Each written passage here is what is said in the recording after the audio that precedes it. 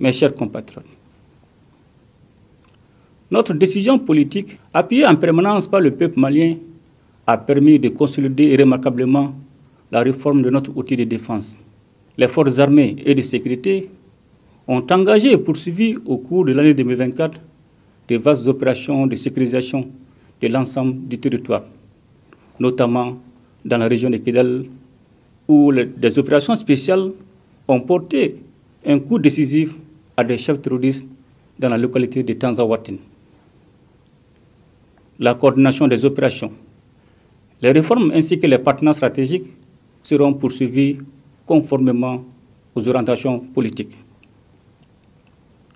L'année 2025 qui s'annonce sera sans doute celle de la consolidation des acquis opérationnels et de l'adaptation de l'outil de défense aux nouvelles menaces auxquelles notre pays et l'espace AIS sont confrontés.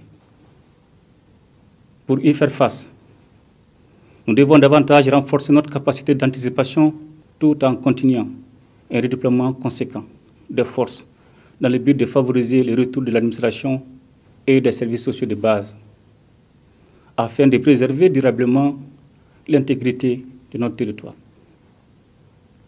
En ce moment précis, j'ai une pensée pieuse pour toutes les victimes civiles de la crise sécuritaire que nous traversons, à nos forces armées et de sécurité engagées dans les opérations et qui payent un lourd tribut pour la défense de la patrie. Et j'exprime la reconnaissance de la nation. Je voudrais également m'incliner sur la mémoire de tous les militaires qui ont consenti le sacrifice ultime. Mes chers compatriotes,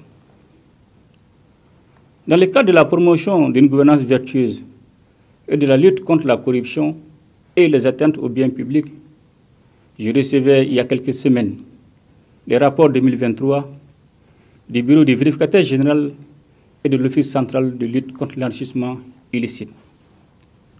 C'est le lieu de réaffirmer notre engagement à poursuivre cette dynamique porteuse d'équité et de justice sociale.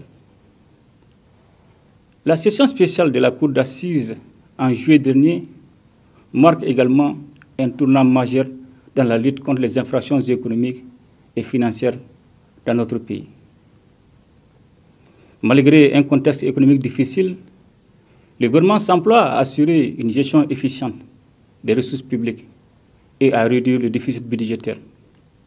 Dans le même temps, il a pris des mesures fiscales incitatives à l'endroit des opérateurs économiques pour garantir l'approvisionnement correct du pays en denrées de première nécessité à un prix maîtrisé. Le soutien au secteur privé, amorcé par une introduction initiale de 200 milliards de francs CFA et porté par la suite à plus de 346 milliards de francs CFA, joue un rôle déterminant dans la relance économique du pays. Cet appui contribue également de manière significative à la réduction de la dette intérieure, renforçant ainsi la stabilité et la résilience de notre économie. Dans cette optique, le gouvernement a décidé de renforcer la place de l'État dans des secteurs stratégiques comme les télécommunications et les banques, en devenant actionnaire majoritaire de la Sotelma et de la BNDA. Sur un autre plan, la politique de diversification du secteur minier a porté ses premiers fruits avec l'ouverture de la mine de lithium de Goulamina dans la région de Boukouni, qui figure parmi les plus grands jugements de lithium au monde. Dans le cadre de la défense des intérêts du peuple malien, les études menées dans le secteur minier ont permis de réviser l'ensemble des conventions d'établissement. C'est ainsi que les anciennes conventions ont été adaptées aux exigences du Code minier de 2023, ce qui permet d'apporter annuellement une contribution de 1022 milliards de francs CFA, soit un impact additionnel de plus de 585 milliards de francs CFA. Le gouvernement entend conforter cette dynamique afin que le secteur minier soit un véritable pourvoyeur des ressources pour financer le développement de notre pays, selon la vision 2063. dont le lancement a eu lieu cette année. Mes chers compatriotes, notre peuple, à travers le dialogue intermalien, a marqué sa constance, mais surtout sa conviction pour l'avènement d'un Mali nouveau, le Mali Koura, le Mali de nos rêves, où nos valeurs sociétales reprendront tout leur sens au profit de la construction nationale sur fond de souveraineté. Le chantier du Mali Koura, que nous bâtissons courageusement et méthodiquement, s'appuie essentiellement sur notre foi en l'avenir du Mali, avec comme objectif l'émergence d'un Malien de type nouveau, le Mali d'un Koura, un patriote et un bâtisseur. Fort de cette conviction, nous avons lancé en avril 2024 le programme national d'éducation aux valeurs qui vise à renouer avec nos valeurs traditionnelles et à les revitaliser face à la crise multidimensionnelle que traverse notre pays. Conformément à ma vision de donner une culture de Mali Koura à la jeunesse et à inculquer la valeur sociétale aux jeunes du Mali dans une dynamique de revitalisation culturelle de nos territoires, je décrète l'année 2025, l'année de la culture au Mali, toute chose qui participera à la renaissance culturelle de notre pays, avec nos valeurs cardinales de paix, de cohésion sociale et une promotion accrue des talents de nos artistes, avec une valorisation de notre patrimoine culturel commun. À cette occasion, j'invite les Maliens à revitaliser nos valeurs culturelles et à célébrer notre riche culture durant cette année 2025. Mes chers compatriotes,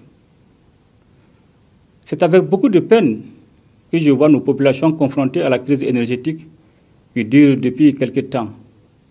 Les mesures prises pour sa résolution dans le cadre du mix énergétique renforceront sensiblement la fourniture de l'électricité dans notre pays. Le lancement des projets structurants tels les centrales solaires de Sanangourouba, de Safo et de Tchakadougou participent de cette ambition gouvernementale. Suivant mes instructions, le gouvernement intensifie les efforts pour une résolution durable de la crise énergétique. Mes chers compatriotes, nos actions politiques et économiques au plan interne sont soutenues par une diplomatie active qui porte partout la voix du Mali et notre exigence de respect de la dignité et de la souveraineté de l'État.